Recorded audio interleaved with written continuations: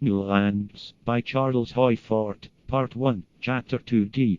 Professor Chase, these two great instances not of mere discovery, but of discovery by means of calculation according to him, now the subject of his supposition that he, too, could calculate triumphantly. The verification depended upon the accuracy of Professor Swift and Professor Watson in recording the positions of the bodies that they had announced.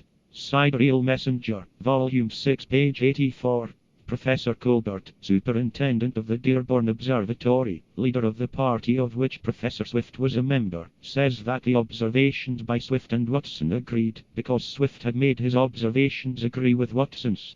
The accusation is not that Swift had falsely announced a discovery of two unknown bodies, but that his precise determining of positions had occurred after Watson's determinations had been published.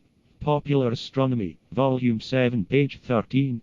Professor Osaph Hall writes that, several days after the eclipse, Professor Watson told him that he had seen a luminous body near the sun, and that his declaration that he had seen two unknown bodies was not made until after Swift had been heard from. Perched upon two delusions, Professor Chase crowed his false raptures. The unknown bodies, whether they had ever been in the orbit of his calculations or not, were never seen again. So it is our expression that hosts of astronomers calculate, and calculation mad, calculate and calculate and calculate, and that when one of them does point within 600 million miles, by conventional measurements, of something that is found, he is the levier of the textbooks, that the others are the Professor Chases not of the textbooks.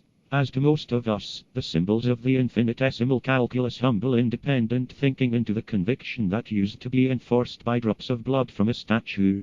In the foregoing conflicts of daily lives, it is relief to feel such a rapport with finality, in the religious sense, or in a mathematical sense. So then, if the seeming of exactness in astronomy be either infamously, or carelessly and laughingly, brought about by the connivances of which Swift and Watson were accused, and if the prestige of astronomy be founded upon nothing but huge capital letters and exclamation points, or upon the disproportionality of balancing one levy against hundreds of chases, it may not be better that we should know this. If then to those of us who, in the religious sense, have nothing to depend upon, comes deprivation of even this last, lingering seeming of foundation, or seeming existence of exactness and realness, somewhere.